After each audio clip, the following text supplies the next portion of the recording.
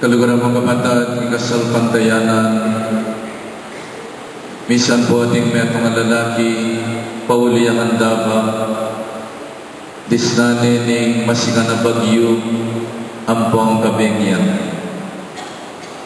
Enabalo niting lalaki ng makanano yang sumulong, kingayang pamaglakad, huling halos sa niya kakit ing dalan, kindalundong, at sikananing uran at bagyo. Abasina na habang kikidlat king banwa sa salay dalan. Nyapot ang kikidlat, lakad pulay gagawa na, lakad pulay balang kidlat. At tangga na king miras siya king kabalenan at may uli king balena. Deni kidlat may ngari lang paninap king kekatamong pamibiyebye. Dakalasanggan ng misan, eta na bisang maninap, ulit ng paninap tamo, megin lang bangungon. Halimbawa, may pangkraping negosyo. Halimbawa, ingasawa mo gone with another man. Halimbawa, yung anak mo, may drugs yan. May sira yung kinabukasan, may baligtad dyan pa nga tao. O kaya naman yung anak mo, third year high school niya pa mo, may buktod siya. Naninggawan mo, botang may bangungot ka. Hinggayagada na po ning gas na rining ngeni, maninang kang pasibayo. Botang may pangarap mo, meging bangungot lang. Dream on. Nga namin itang metong makanta. E kasawa-sawang maninap, uling ka rin paninap, may nga rin lang kidlat. Ituruday ka rin dalan, bangket na misad-sadya, at sumulong, ingkerang kinabukasan. Lebuganin ang sitwasyon ng lugod at kasalpandayana ng Jose, king sinta ng Maria. Just like any other lover, Yosef o Maria may kasintahan lang. They see the world in colored glasses at nakalang pangarap kikarelang pa yung tungulan bilang may asawa and in fact, at di na lang pamitangwanan kasal. In the face of the society, kasal na lang. Mangailangan mong itang formal union. Pero di na lang engagement at di na lang pamitangwanan para kasal. Dapat ganiting sitwasyon. May tuliruya utak, isang Jose. Kaya nabot isipan ng makanani ni Maria at di lang pamitangwanan kasal. Kaya mo itang mga tuliruya nun may bugyang manguni katawutak ken kakaisip. O ba't ni Maria kini kaurasan at luyang bulan mabuktod. Ikang lalaki nung ikat ka Dubai, makatakda ng kasalyo. 3 years akin Dubai, datang kakiniking tanda.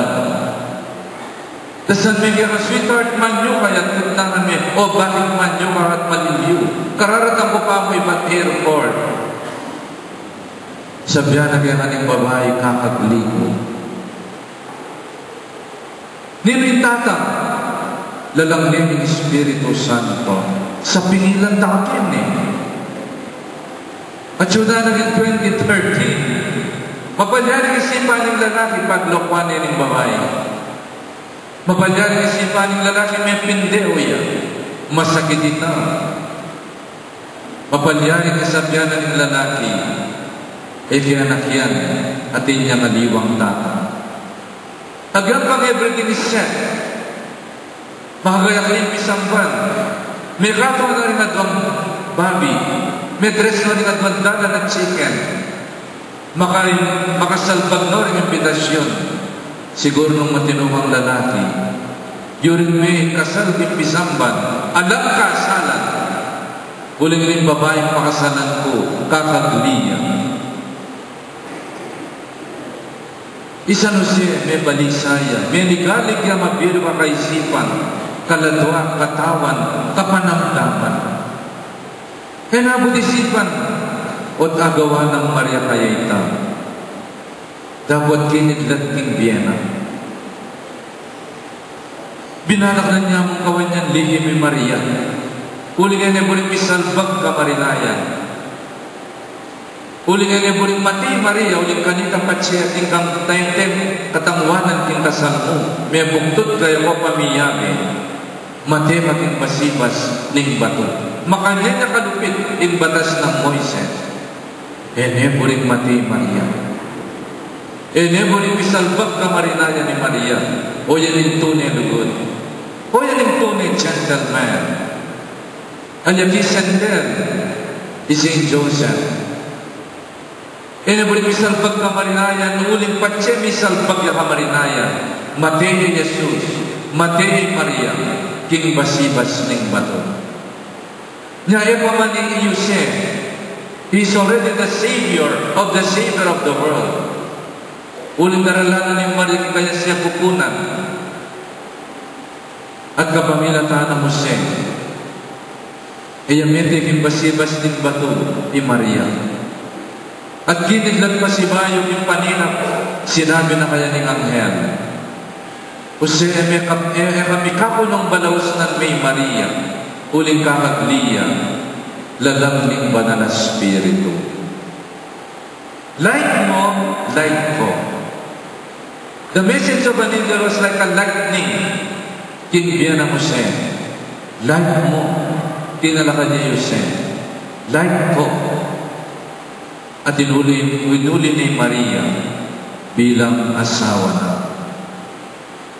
My dear brothers and sisters, o iniindela na ng San Jose. Dinala niya nga sandang Paschal Mystery. The Passion, the Death, and the Resurrection. And every Christian, every family, every community, at in tamon dake, king Paschal Mystery, ning ginotamo nga Kristo. At yung maulaga, king kiratamong pamibiyebe, o tandara ng tamong makapangablad, akasakitan, trials and problema king biyatamo, tara sana papatdan din paninam tamo, but rather deep dream on, to keep on dreaming. Na naman yung kapahamakan o sa kuna, amiras ka rin pamilya tamo, esang kanita, para magdanay pangarap tamo, maninap tamong pasibay.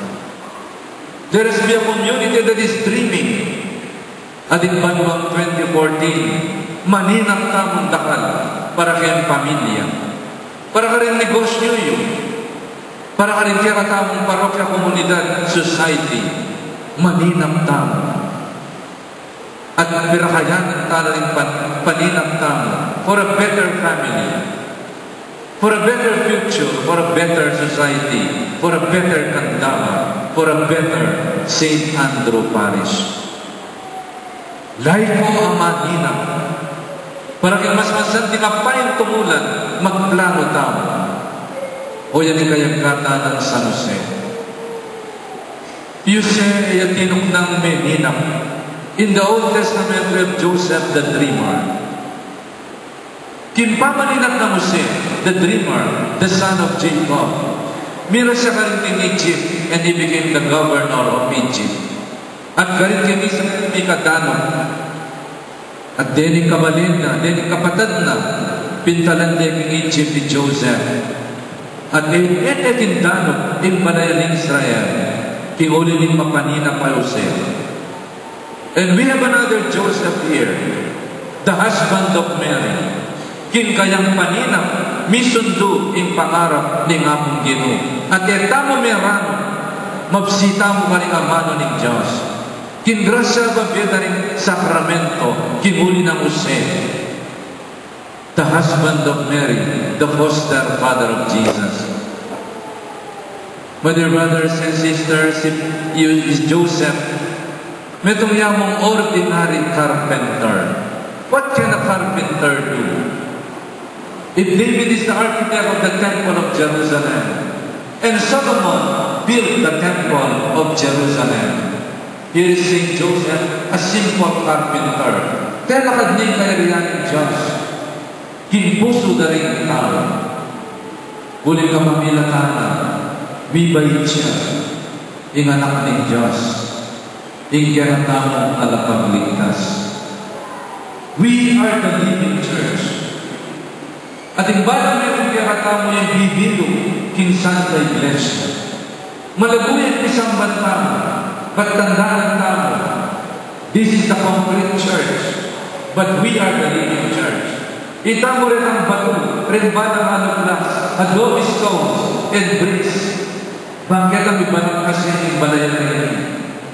Malagumpis ang ban, mabiyas ang pantayanan. We build the church. And the kingdom of God. Tatalakad tayo karikiratamong working places and in our home.